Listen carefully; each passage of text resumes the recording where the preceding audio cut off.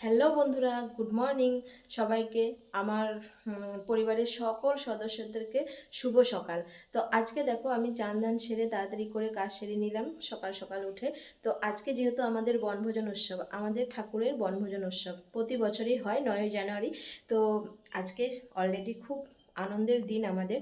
তো চলো সবাই সবাই চলে যাবে, কিন্তু আমি আমন্ত্রণটা আগেই দিয়ে দিয়েছি, তোমরা সবাই চলে যাবে। আর আমার বাড়ির কাজকর্ম সব কিছু শেষ করে ফেলে আমি এখন পুজো দিতে এসেছি। এই দেখো, পুজো দিতে এসেছি।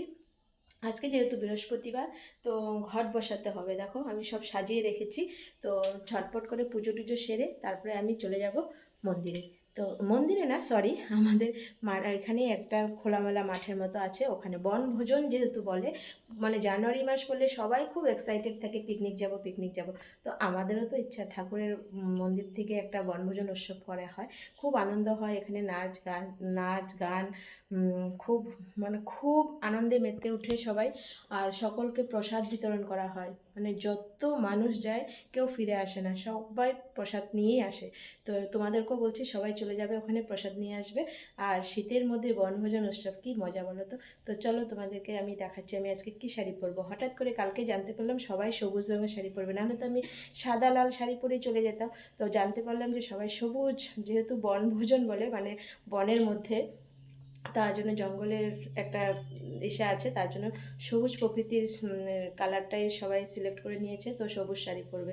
তা আমার অলরেডি সবুজ শাড়ি ছিল, জানো, নাহলে আমাকে কিনতে হতো। আমার অলরেডি সবুজ শাড়ি ছিল। চলো তোমাদেরকে একটু দেখাচ্ছি আমি কী শাড়ি পরবো। এই দেখো আমার সবুজ শাড়ি। আমার অলরেডি দেখো মন্দিরের যাওয়ার মতনই অনেকটা শাড়িটা। এখানে দেখো সব স্বস্তিক চিহ্ন আছে। তো আমার অলরেডি সবুজ শাড়ি ছিল, তাই আমাকে কিনতে হয়নি। গোল্ডেন পাড়ের সবুজ শাড়ি সবাই পরবে। তো চলো তোমাদেরকে সবাইকে দেখাবো। হ্যাঁ, সবাই এক কালারের শাড়ি পরলে কত ভালো লাগে, কত আনন্দ লাগে। তো চলো পুজোটা আগে সেরে নিই, তারপরে আমি তৈরি হয়ে নেবো ঝটপট। Tata, bye bye.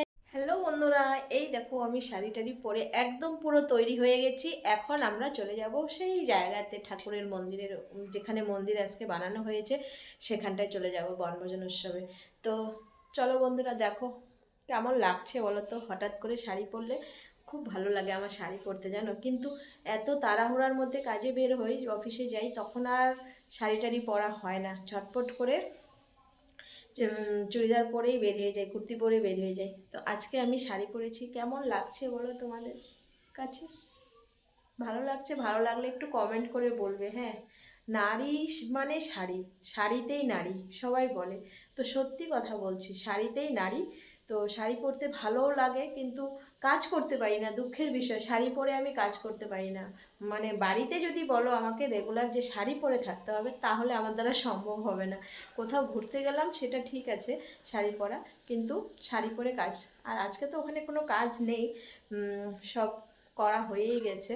শুধু গিয়ে আমরা ওখানে বসবো, নাম কীর্তন শুনবো, ওটাই, গান বাজনা শুনবো, দেখবো, আর অন্য কিছু নেই। তাই আজকে শাড়ি পরে নিয়েছি। কেমন লাগছে বলো। টাটা, আবার ওখানে গিয়ে তোমাদের সাথে দেখা হবে।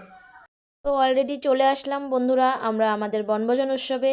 এসে দেখি সব শুরু হয়ে গেছে। এই দেখো গান বাজনা চলছে, যেহেতু আমি গানটা দিতে পারলাম না কপিরাইটের ভয়ে, যদি আমার কপিরাইট চলে আসে গান বাজনার আওয়াজটা, মাইকের আওয়াজটা, তার জন্য আমি ওখানে মিউজিকটা দিতে পারলাম না, আমি সাউন্ডটা অফ করে দিয়েছি। এখানে দেখো ক্যামেরাম্যান চলে এসেছে, সবাই বসে আছে, দেখো গান বাজনা শুনছে, নাম কীর্তন শুনছে, অজস্র লোক ওখানে, অনেক অনেক অনেক লোক। আর খুব সুন্দর গানটা হচ্ছিল। দুঃখের বিষয় আমি তোমাদেরকে গানটা শোনাতে পারলাম না, তো তার জন্য আমি খুব দুঃখিত। আর এত সুন্দর করে ঠাকুরের জায়গাটা সাজানো হয়েছে, সেটা তো তোমাদেরকে আগে আমি দেখিয়ে দিয়েছি আরেকটা ভিডিওতে। তো চলো বন্ধুরা, আর একটু পরে কি কি হচ্ছে তোমাদেরকে সব কিছু আমি শেয়ার করছি। এরপর দেখো এখানে একটা ফ্রক ডান্স হচ্ছিল, ডান্সটা খুব সুন্দর। তো এটাও তোমাদেরকে আমি সাউন্ডটা শোনাতে পারলাম না। আর সামনে কাকিগুলো দাঁড়িয়েছিল, তো কাকিগুলোকে একটু সরিয়ে দেওয়া হলো, আমি ভিডিওটা যেহেতু করতে পারি ঠিকঠাকভাবে। আর খুব সুন্দর ডান্সটা ছিল। দুঃখের বিষয় আমার মিউজিকটা আমি দিতে পারলাম না কপিরাইটের ভয়ে। তো ডান্সটা একটু দেখো তোমরা, খুব সুন্দর। এরপর দেখো এত সুন্দর গান হচ্ছিল যে আমার কাকিরা আর না নেচে পারলো না। আমার কাকিরাও নাচা শুরু করে দিয়েছিল, আমাকেও ডাকছিল নাচার জন্য। তো আমি যদি নাচতে যাই তাহলে ভিডিওটা কে করবে? কাকিদের ভিডিওগুলো তো আমার মোবাইলের মধ্যে একদম চিরস্থায়ী করে রাখতে হবে না, একটা মানে চিরস্মরণীয় করে রাখতে হবে। যে এই এই সালের এই বছর এই কাকিদের নাচ এমন ছিল। তার জন্য আমি একটু এখানে কাকিদের ভিডিওগুলো করে রাখলাম। তো সব কিছু সেরে প্রসাদ টসাদ খেয়ে দিয়ে আমরা বাড়ির দিকে রওনা হয়ে গেছি। তো আমার বান্ধবীকে নিয়ে গেছিলাম, আমার বান্ধবী স্কুটি চালাচ্ছিল, আমি পিছনে বসে আছি। আর এত ঠান্ডা হাওয়া দিচ্ছিল, মানে কি বলবো। আর কোট নিয়ে গেছিলাম, কিন্তু স্টাইলের জন্য আর কোটটা পরলাম না, গাড়ির ডিকিতেই কোটটা রয়ে গেল।